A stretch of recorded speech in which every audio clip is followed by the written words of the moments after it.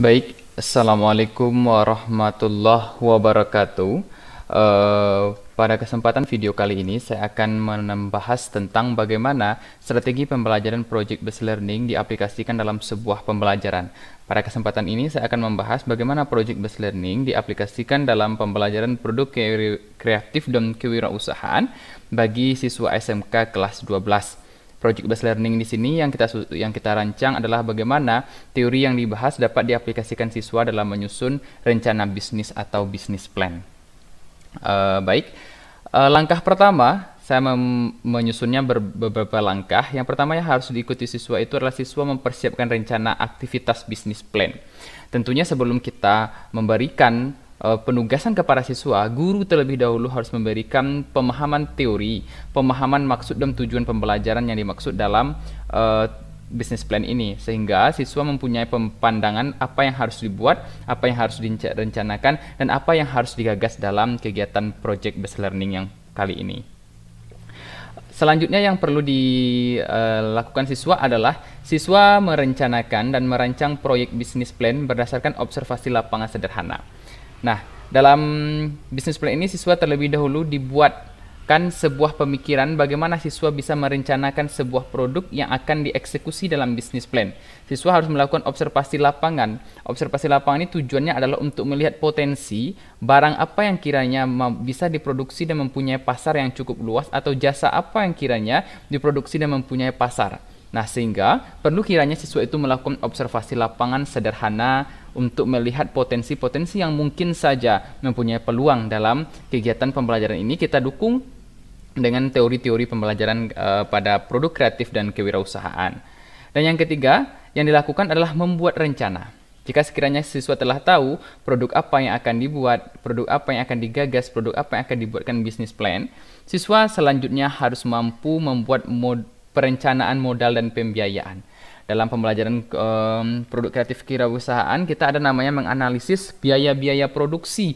Nah, dalam hal ini juga siswa disuruh menganalisis biaya-biaya yang harus dikeluarkan jika ia membangun sebuah proyek yang telah ditentukan pada awal sebelumnya tadi.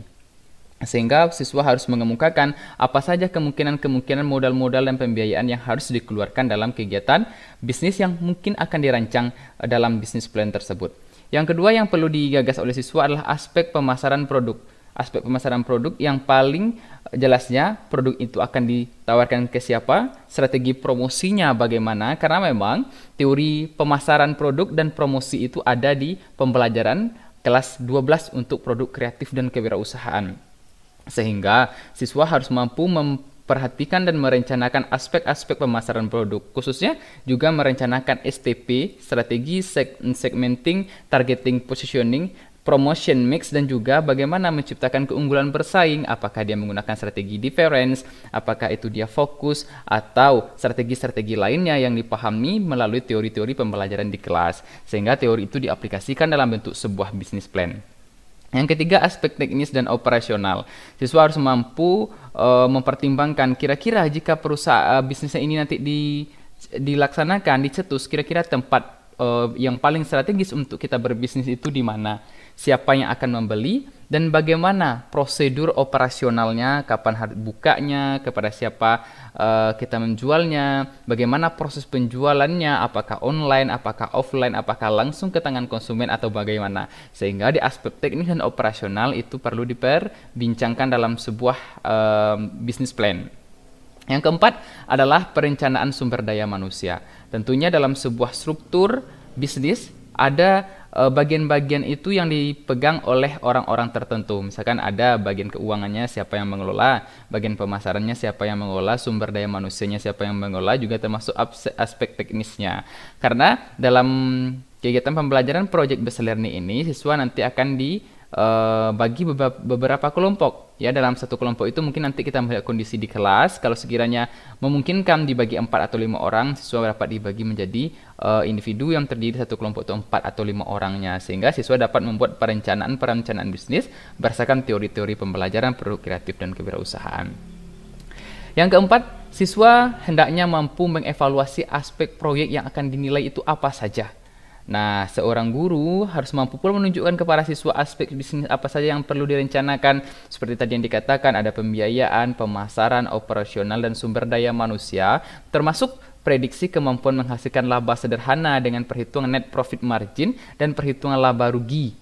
Nah, dalam perhitungan-perhitungan tersebut, siswa harus mampu mencanangkan berdasarkan teori-teori yang ada di buku. Sehingga siswa tidak hanya mampu paham teori, namun juga bisa lebih paham lebih dalam melalui aplikatifnya, melalui project based learning-nya, yaitu membuat business plan.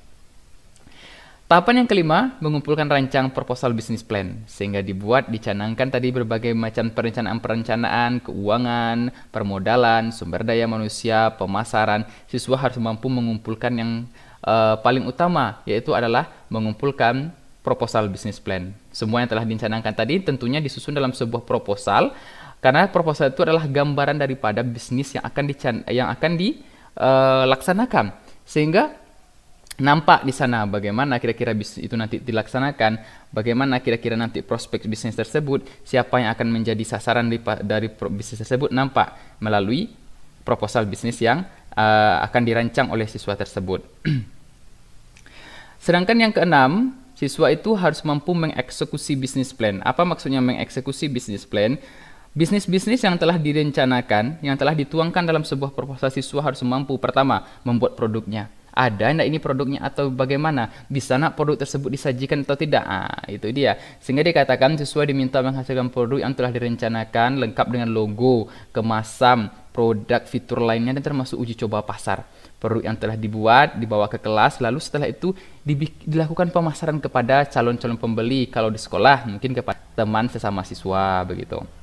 Sehingga produk itu benar-benar ada, benar-benar mungkin nih dibuat, karena dilihat dari fisiknya saja memungkinkan begitu. Sehingga perlu adanya eksekusi business plan.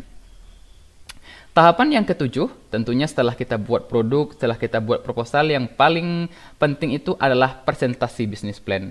Presentasi ini adalah menunjukkan bagaimana siswa mampu kembali menjelaskan dan meyakinkan guru terhadap produknya, dan juga meyakinkan siswa paham terhadap teori itu sebenarnya yang telah dipelajari dalam kurun waktu sekian. Sehingga nampak bagaimana siswa mempresentasikan, juga melatih bagaimana komunikasi, melatih bagaimana memberikan pengetahuan melalui dirinya sendiri kepada para audiens, dan juga meyakinkan guru bahwa bisnis plan-nya ini mungkin saja bisa digagas karena memang mempunyai prospek yang cukup baik begitu. Yang ke-8, ya tentunya kita harus mampu yang namanya mengevaluasi pasca presentasi dan eksekusi produk. Setelah dievaluasi, setelah dipresentasikan, dan setelah dieksekusi produksi, ada yang namanya evaluasi. Evaluasi bisa jadi berbagai masukan dari guru pasca presentasi dan berbagai masukan daripada pembeli produk yang telah dieksekusi tadi.